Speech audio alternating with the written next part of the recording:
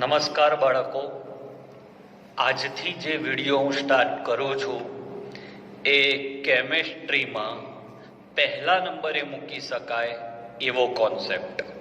ટોપિકનું નામ છે આયુપીએસસી નામકરણ. તો આયુપીએસસીનું પૂરું નામ છે international union of pure and applied chemistry. થોડો ઇતિહાસની વાત કરું તો આયુપીએસસી નામકરણની જરૂર કેમ પડી? તો એક જ સંયોજનને અલગ અલગ વિસ્તારમાં એટલે કે દેશની અંદર અલગ અલગ નામે ઓળખાતા, એટલે એક જ સંયોજન બહુનામી થઈ ગયા હતા. એટલે international union of pure and applied chemistry સંસ્થાએ તે સંયોજનને કોઈ એક નામ આપણે આપી શકીએ એના માટેના નિયમોની રચના કરી. એ નિયમો આપણે ભણવાના છે. તો કોઈ પણ ઓર્ગેનિક, અને ઓર્ગેનિક વિભાગ કહેવાય, ઓર્ગેનિક શીખવા માટે કયા સ્ટેપ્સની જરૂર પડશે એ સ્ટેપમાં જ આપણે ભણીશું. તો સૌથી પહેલો પોઈન્ટ સંયોજકતા. તો ઓર્ગેનિક છે એટલે કાર્બનના સંયોજનો છે તો ખબર પડી જ ગઈ. કાર્બનિક રસાયણ વિજ્ઞાન એટલે કાર્બનના સંયોજનો. પણ સામે કોણ આવે, કેટલી વાર જોડાય, બંધ કેટલા બને, એનાથી વધારે બંધ બનવા જોઈએ નહીં, એ બધાની ચર્ચા આપણે કરીએ જેથી કરીને અણુ બનાવવામાં તકલીફ ના પડે. જેમ કે જો તત્વ કાર્બન હોય તો એની સંયોજકતા 4 છે. મતલબ કાર્બનની આસપાસ તમે વધુમાં વધુ 4 જ બંધ બનાવી શકો. બરાબર. જો નાઇટ્રોજન હોય તો એની સંયોજકતા 3 છે, એટલે નાઇટ્રોજનની આસપાસ વધુમાં વધુ 3 જ બંધ બને. એ 3 બંધ એકલ બને કે ટ્રિપલ બોન્ડ બને, ડબલ બોન્ડ બને, ઇટ્સ ઓકે, પણ 4 થી વધારે અને આમાં 3 થી વધારે બંધ બનવા જોઈએ નહીં. ઓક્સિજનની સંયોજકતા 2 છે, એટલે ઓક્સિજન વધુમાં વધુ 2 બંધ બનાવી શકે. હાઇડ્રોજન અને ફ્લોરિન, ક્લોરિન, બ્રોમિન અને આયોડિન, બરાબર, આ બધાની સંયોજકતા 1 છે. ઓકે, એટલે એ વધુમાં વધુ 1 જ બંધ બનાવી શકે. સલ્ફરનું પૂછે તો સલ્ફર આમાં આવશે, ફોસ્ફરસ પૂછે તો ફોસ્ફરસ આમાં આવશે. તો આટલા વસ્તુનું તમારે ધ્યાન રાખવાનું, તો અણુસૂત્ર લખવામાં તકલીફ નહીં પડે. હવે હું સંયોજકતા કોન્સેપ્ટનો ઉપયોગ કરીને અણુસૂત્રો લખતા શીખવાડું. અણુસૂત્રો લખતા આપણે શીખીએ. અણુસૂત્રો, બરાબર. તો તમને એમ કે ભાઈ કાર્બનની આસપાસ હાઇડ્રોજન જોડવા છે તો કેવી રીતે જોડશો? તો 4, એક કાર્બનની સંયોજકતા 4 છે અને હાઇડ્રોજનની 1, એટલે 4H તમે જોડી શકો. હવે તમને એમ કહું કાર્બનની આસપાસ 1 ઓક્સિજન જોડવો છે તો હાઇડ્રોજન કેટલા જોડી શકાય? આવો MCQ પૂછું. તો આવા નાના પ્રશ્નોથી તમારું નોલેજ અને કોન્સેપ્ટ બૂસ્ટ થશે કે સાહેબે કહ્યું કે કાર્બન જોડે 1 ઓક્સિજન લેવાનો ફાઇનલ છે તો H કેટલા લઈશું? તો કાર્બનની સંયોજકતા કેટલી? 4, એમાંથી ઓક્સિજનની કેટલી? 2, એટલે આને તો 2 લઈ લીધા. હવે કેટલી સંયોજકતા બાકી રહી? 2, તો 1 આ બાજુ H ને મળે અને 1 આ બાજુ, એટલે જવાબ શું આવ્યો આનો? કે કેટલા હાઇડ્રોજન જોડાઈ શકે? તો 2. ઓકે, આ રીતે આપણે ડિટેલમાં ચર્ચા કરી રહ્યા છીએ. હવે તમને એમ કે કાર્બન 1 છે, એને 1 નાઇટ્રોજન આપવો છે તો ખાલી જગ્યા હાઇડ્રોજન આપી શકાય.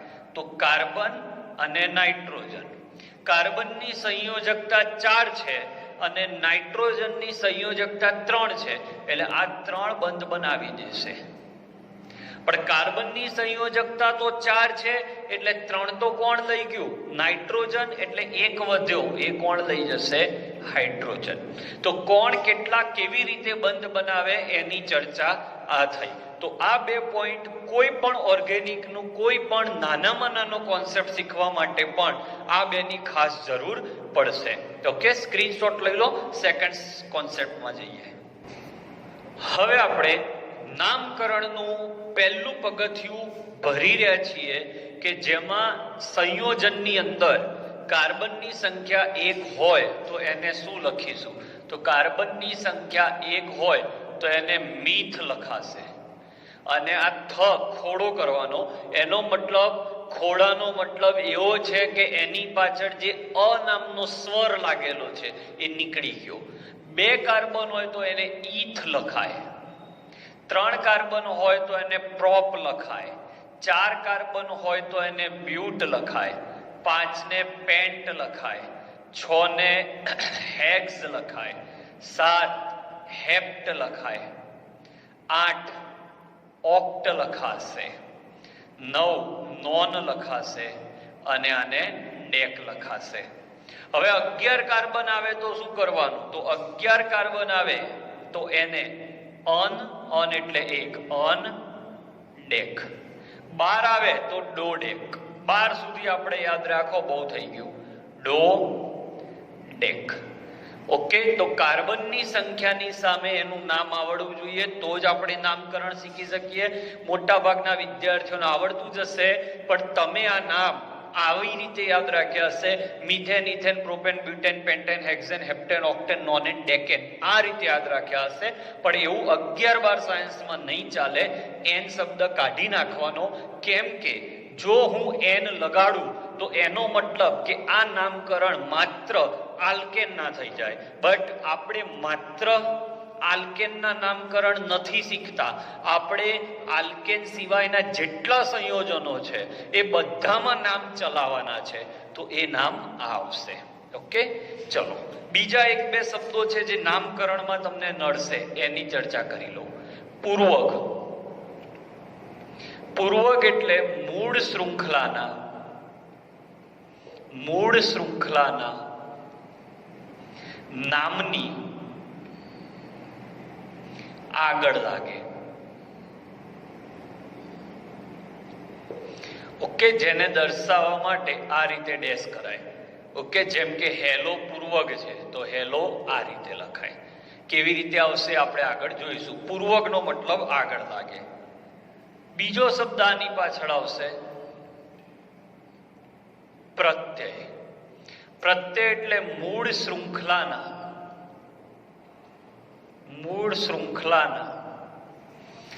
નામની પાછળ લાગે એટલે લખાય. આ રીતે એને દર્શાવાય, જેમ કે ઓલ એ પાછળ લાગે. ત્રીજો શબ્દ વિસ્થાપિત સમૂહ. આ બધા શબ્દો છે જે તમને નડવાના છે. વિસ્થાપિત સમૂહ. વિસ્થાપિત સમૂહ એટલે જે મૂળ શૃંખલા નક્કી થાય. મૂળ શૃંખલા શું છે નામકરણમાં આપણે શીખીશું. તો મૂળ શૃંખલા પર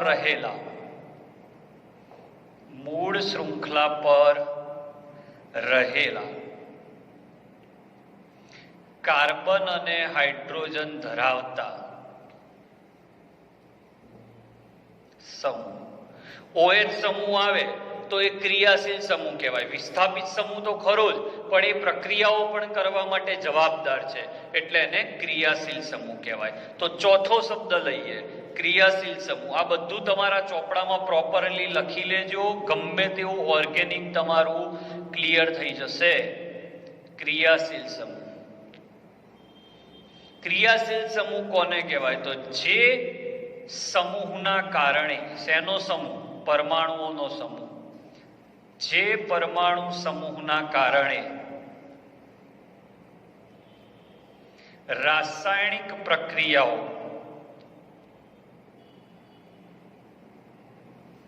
અનુભવાય તેને ક્રિયાશીલ સમૂહ કહે છે. બહુ જ બેઝિક વાતો ચાલી રહી છે, લઈ લો સ્ક્રીનશોટ આનો. ચલો હવે વિસ્થાપિત સમૂહના નામ. તો વિસ્થાપિત સમૂહની અંદર 1 કાર્બન વાળો વિસ્થાપિત સમૂહ આવે. આ ડેશ કર્યો, ડેશ. ડેશનો મતલબ શું? ડેશનો મતલબ એ ડેશ મૂળ શૃંખલા સાથે જોડાશે. તો અહીંયા તમે CH3 લો તો 1 કાર્બન. કાર્બનની સંયોજકતા કેટલી? 4. ચારમાંથી એક બંધ આ બાજુ બની ગયો જે મૂળ શૃંખલા પર જશે ને આ 3, તો વિસ્થાપિત સમૂહના નામની પાછળ આઇલ પ્રત્યય લાગે. કયો પ્રત્યય લાગશે? આઇલ. આ વસ્તુ યાદ રાખો. તો એક કાર્બન એટલે મીથ, મીથનો પ્રત્યય મિથાઇલ. એટલે તમને ક્યાંય વિસ્થાપિત સમૂહ તરીકે CH3 દેખાય તો એને મિથાઇલ કહેવાશે. હવે 2 કાર્બન હોય આ રીતે, તો આ કાર્બને એક બંધ આ બાજુ બનાવ્યો, એક બંધ આ બાજુ બનાવ્યો, એટલે 2 જ H વધ્યા. કાર્બનની સંયોજકતા 4 છે, આ ધ્યાનમાં રાખીને જ આગળ વધજો. 4 થી વધારે બંધ બનવા જોઈએ નહીં.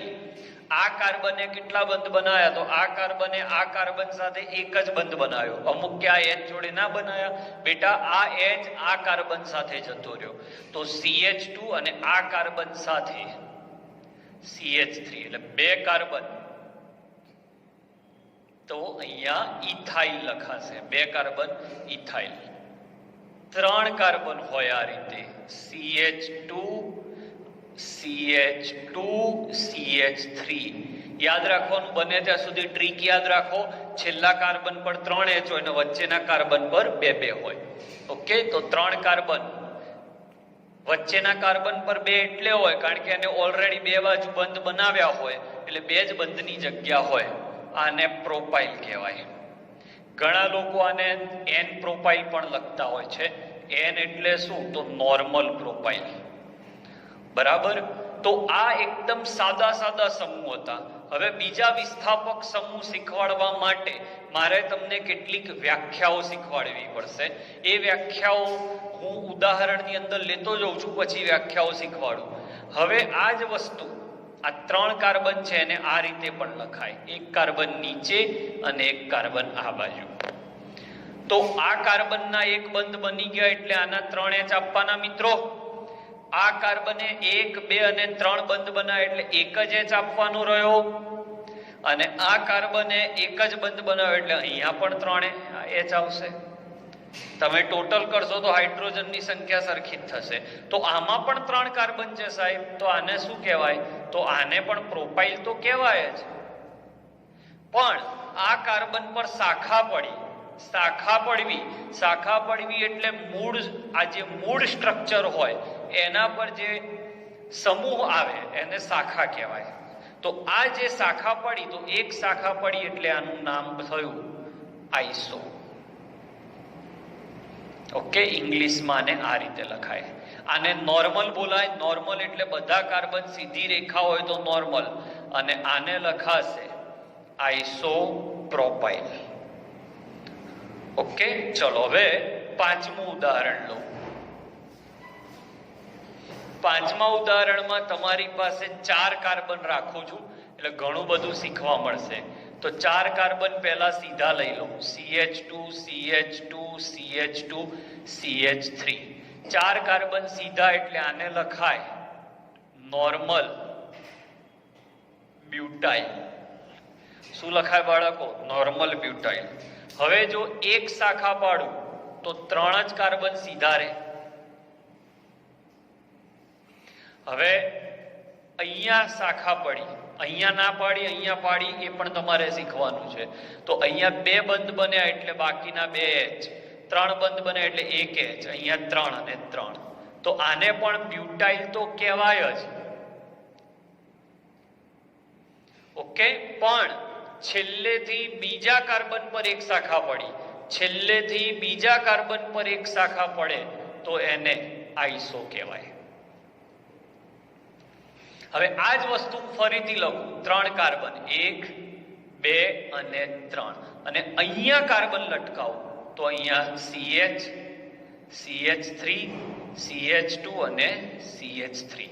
તો આને પણ બ્યુટાઇલ તો કહેવાય જ, પણ આમાં છેલ્લેથી બીજા કાર્બન પર શાખા નથી. ધ્યાન રાખજો, મૂળ કાર્બન પર શાખા છે. આ મૂળ કાર્બન કહેવાય કારણ કે એ જોડાવાનો છે શૃંખલા સાથે. તો આ કાર્બન બીજા 1 અને 2 કાર્બન સાથે સીધો જોડાયો. આ કાર્બન બીજા 2 કાર્બન સાથે સીધો જોડાયો. તો 2 કાર્બન સાથે જોડાય સીધો, એને દ્વિતીયક કહેવાય. હું નીચે વ્યાખ્યા લખી આપું છું, જેને ઇંગ્લિશમાં સેકન્ડરી, જેને દર્શાવાય બે ઉપર મીંડું, સેકન્ડરી બ્યુટાઇલ. તો બંનેમાં ફરક જુઓ, બંને એક જેવા લાગે છે, પણ છેલ્લેથી બીજા કાર્બન પર શાખા પડે છે તો એને આઈસો કહીશ, પણ મૂળ કાર્બન બે કાર્બન સાથે જોડાયેલો છે તો એને સેકન્ડરી કહીશ. ઓકે, તો વ્યાખ્યા જે ઉદાહરણ ઉપર લખું છું એની વ્યાખ્યા નીચે લખું છું. પહેલી વ્યાખ્યા આપણે આઈસોની લઈએ. છેલ્લેથી બીજા કાર્બન પર એક શાખા પડે તો તેને આઈસો કહેવાય. અને એના જેવો જ એનો બહુરૂપ. તમને એમ જ લાગે કે આ બેમાં કોઈ ફરક જ નથી, પણ બહુ મોટો ફરક છે. બીજો છે સેકન્ડરી અથવા ગુજરાતીમાં દ્વિતીયક. એને 2 ડિગ્રી લખાય. ઓકે, તો અહીંયા શું આવશે? મૂળ કાર્બન, મૂળ કાર્બન એટલે ડેશ વાળો કાર્બન. આ મૂળ કાર્બન બીજા બે કાર્બન સાથે જોડાય. હવે કોઈને પ્રશ્ન થાય, સાહેબ અહીંયા તો 3 કાર્બન છે. 3 છે, પણ આ કાર્બન સાથે સીધો જોડાયેલો નથી. સીધા જોડાયેલા બે કાર્બન હોય, બીજા બે કાર્બન સીધા જોડાય તો તેને શું કહેવાય? સેકન્ડરી. હવે એક કન્ફ્યુઝન યાદ રાખજો, જોરદાર કોન્સેપ્ટ. અપવાદ અલગ પેનથી લખવાનો પોઈન્ટ કરીશ, હંમેશા યાદ રાખો પોઈન્ટ. અપવાદ પોઈન્ટ છે આ, કે અહીંયા તમે જુઓ તો આ બંને વ્યાખ્યાનું પાલન થાય છે. જુઓ તમે, છેલ્લેથી બીજા કાર્બન પર એક શાખા તો એને આઈસો કહેવાય, પણ મૂળ કાર્બન પણ બે કાર્બન સાથે જોડાયો છે તો એને સેકન્ડરી પણ કહેવાય. એટલે આ એકમાત્ર એવું સ્ટ્રક્ચર છે કે જેમાં આઈસો અને સેકન્ડરી બંને એક સાથે આવે છે, એટલે આને સેકન્ડરી પ્રોપાઇલ પણ કહેવાય છે. ગુજરાતીમાં દ્વિતીયક પ્રોપાઇલ પણ કહેવાય. એક અને માત્ર એક જ એવો સમૂહ છે કે જેમાં આઈસો પણ કહેવાય અને સેકન્ડરી પણ કહેવાય. બાકી બધામાં એ વસ્તુ અલગ પડશે. Please take the screenshot. ચલો હવે 5 કાર્બન માટે શીખીએ. તો 5 કાર્બન સીધા મૂકી દઉં, 1 2 3 4 અને 5. અહીંયા તમારે આવે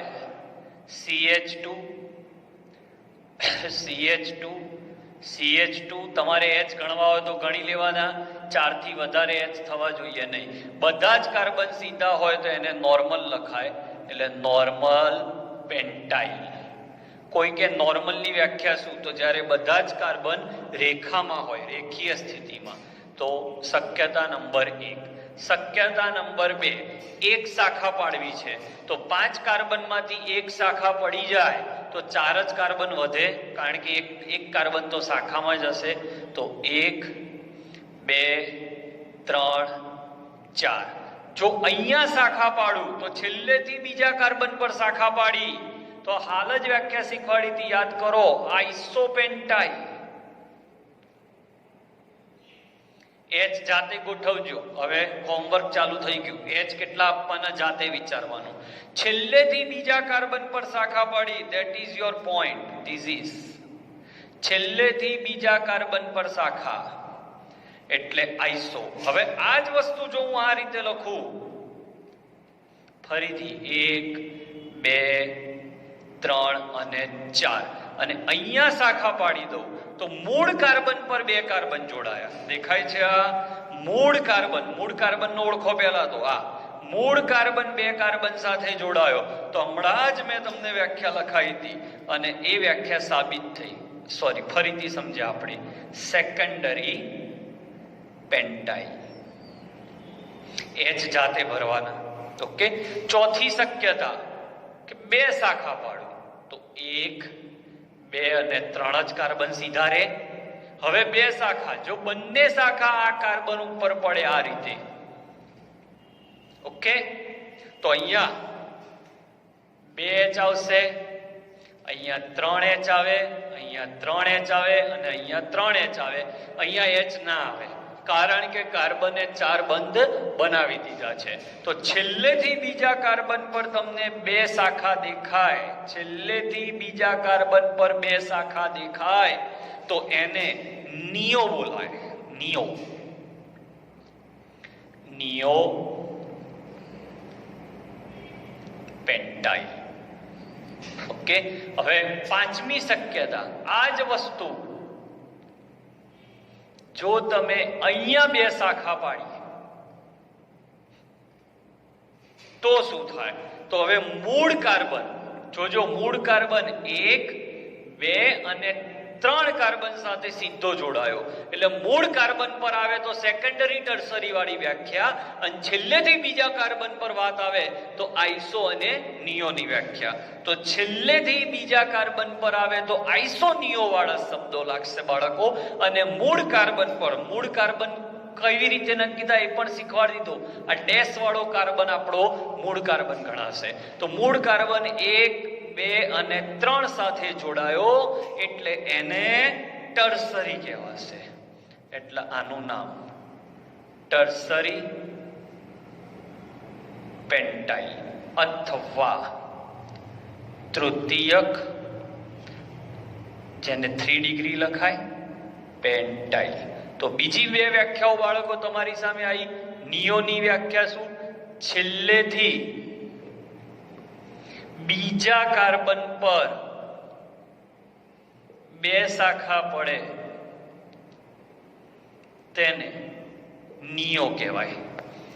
ઓકે, નિયોની વ્યાખ્યા છે છેલ્લેથી બીજા કાર્બન પર, છેલ્લેથી બીજો શબ્દ આવે એટલે આઈસોનિયો, અને મૂળ કાર્બન પર આવે તો સેકન્ડરી ટર્સરી. બાકી શું થાય? અમુક કે ચલો બાકીનું શીખવાડો, શીખીશું. અમુક એવો વિચાર કરે કે સાહેબ આ કાર્બન અહીંયા આવ્યો હોત તો તમે શું કહેત? એ મારી જવાબદારી આગળ આવશે એટલે શીખવાડીશ, હાલ જરૂર નથી. અને ટર્સરીની વ્યાખ્યા, તો ટર્સરીની વ્યાખ્યા શું થશે? તો મૂળ કાર્બન સાથે બીજા 3 કાર્બન સીધા જ જોડાય તો તેને ટર્સરી કહે છે. દર્શાવવાની રીત તૃતીયક કહે છે. તો આ સાથે વિસ્થાપિત સમૂહ બધા પૂરા થાય છે. હવે 6 કાર્બન થાય તો શું કરવું ને એ બધું તમને આવડવું જોઈએ. બરાબર? એક ઉદાહરણ આપું છું, તમે મને YouTube કોમેન્ટ આપજો કે આને શું કહેવાય.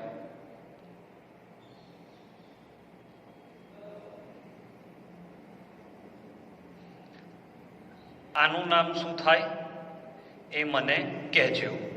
ઓકે, યુટ્યુબની કોમેન્ટમાં લખજો એટલે હું સમજી જઈશ તમે ટોપિકને પ્રોપરલી સમજ્યા છો કે નહીં. ઓકે, એક કાર્બન ઓછો કરી દઈએ એટલે તમારા માટે સરળતા રહેશે.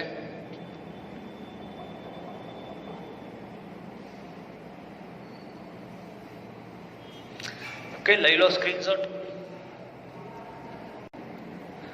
તો હવે પાયાની બધી વાતો આવી ગઈ.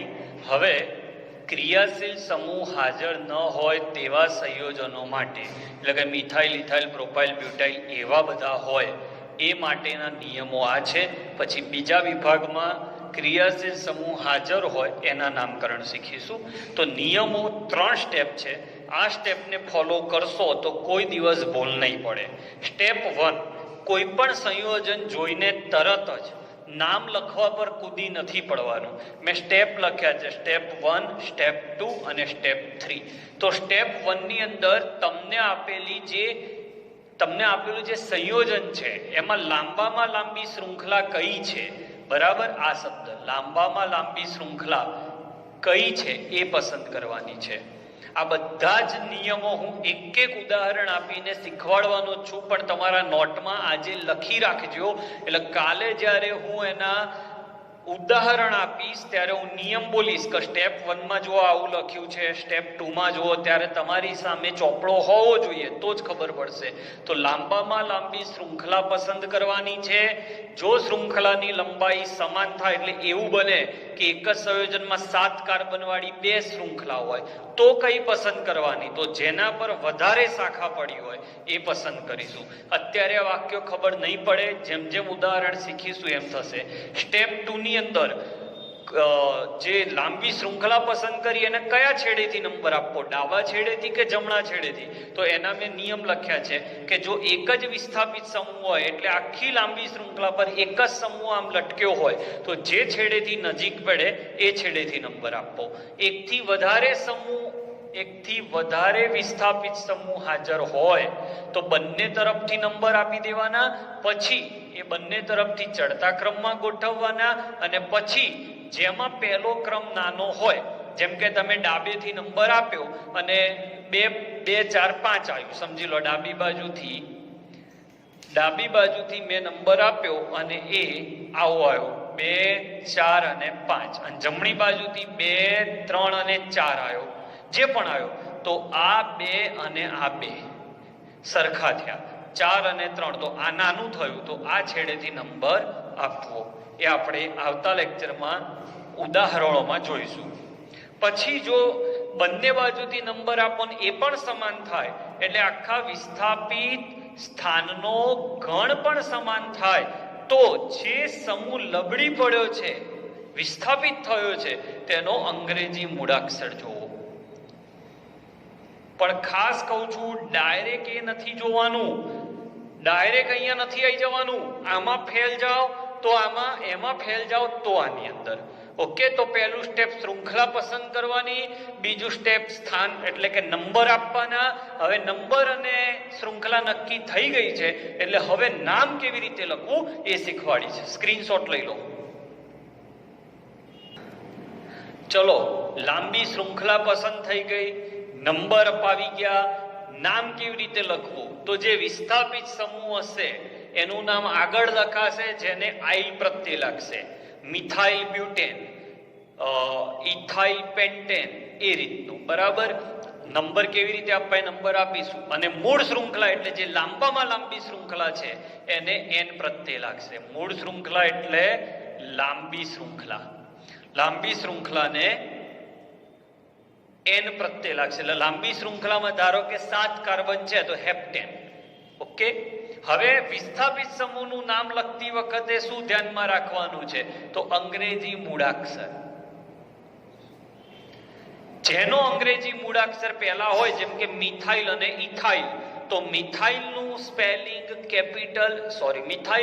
સ્પેલિંગ એમ થી ચાલુ થાય, ઇથાઇલનો સ્પેલિંગ ઈ થી ચાલુ થાય. તો ઈ પહેલા, તો ઇથાઇલનું નામ પહેલા, મિથાઇલનું નામ પછી. ઓકે, પણ એમાં ધ્યાન રાખવાના મુદ્દાઓની હું ચર્ચા કરું તો સંખ્યાદર્શક શબ્દો એટલે કે મિથાઇલ 2 વાર હોય તો તમે ડાયમિથાઇલ લખ્યું હોય તો ડાયમિથાઇલ જે છે તો એમાં ડાયનો ડી નથી ગણવાનો, મિથાઇલનો એમ જ ગણવાનો છે. મિથાઇલ 3 વાર છે તો ટ્રાય લખાય, પણ ટ્રાયનો ટી નથી લખવાનો, ધ્યાન નથી રાખવાનો, મિથાઇલનો એમ જોવાનો છે. કેમ? નહીં તો પછી એવું થઈને ઊભું રહે કે ડાયમિથાઇલ આવ્યું. સમજો, એક નામ ડાયમિથાઇલ આવ્યું અને એક નામ ઇથાઇલ આવ્યું, તો કોનું નામ પહેલા? તો તમે તો કહો સાહેબ આનો ડી આવે સ્પેલિંગ અને આનો ઈ આવે તો આ પહેલા, પણ ના, ડાય એ સંખ્યાદર્શક શબ્દ છે એટલે એને ધ્યાનમાં લેવાનો નથી. આજ આપણે શીખવાનું છે. ઓકે, પછી બીજી જો હું વાત કરું કે ડાયટ્રાય ટેટ્રા સેકન્ડરી ટર્સરી, જેમાં જેમાં સંખ્યા દેખાતી હોય ધ્યાનમાં ના લેશો, પણ આઈસો અને નિયો એ કોઈ સંખ્યા નથી. એટલે આઈસો બ્યુટાઇલ હોય તો બ્યુટાઇલનો બી ગણવાનો કે આઈસોનો આઈ ગણવાનો? તો આઈસોનો આઈ ગણવાનો. પણ સેકન્ડરી બ્યુટાઇલ હોય તો સેકન્ડરીનો એસ ગણવાનો કે બ્યુટાઇલનો બી ગણવાનો? તો બ્યુટાઇલનો બી ગણવાનો.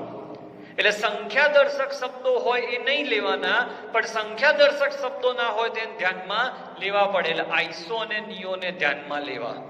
બીજી વાત કે શાખા પર બીજી શાખા પડતી હોય જેને આપણે શાખાની ઉપશાખાથી ઓળખીશું તો એનું નામ હંમેશા કૌંસમાં લખાય અને કૌંસમાં જ્યારે નામ આવે ત્યારે તમારે સંખ્યા દર્શક શબ્દોના મૂળાક્ષરને ધ્યાને લેવાના છે. તો ડાય ટ્રાય ટેટ્રા જો કૌંસની બહાર હોય તો ના ગણાય અને કૌંસની અંદર હોય તો ગણાય. હવે આટલું બધું ભણ્યા પછી આજે જે છેલ્લી 5-7 મિનિટમાં હું બોલ્યો એમાં 5% પણ ખબર નહીં પડી હોય. હું જાણું છું કેમ, આ નિયમો છે. નિયમોને આપણે ઉદાહરણથી સમજીશું ત્યારે આવડશે, પણ મેં આજે આ નિયમો એટલે લખી રાખ્યા કે તમારા ચોપડાની અંદર આ સંપૂર્ણ વ્યવસ્થિત લખી લો ક્રમમાં. આવતા લેક્ચરમાં હું જેમ જેમ સંયોજનો સોલ્વ કરાવીશ એમ એમ હું તમને નિયમો કહીશ કે આ નંબરનો નિયમ જો. તો આજનો લેક્ચર આપણે અહીંયા પૂરો કરીએ છીએ.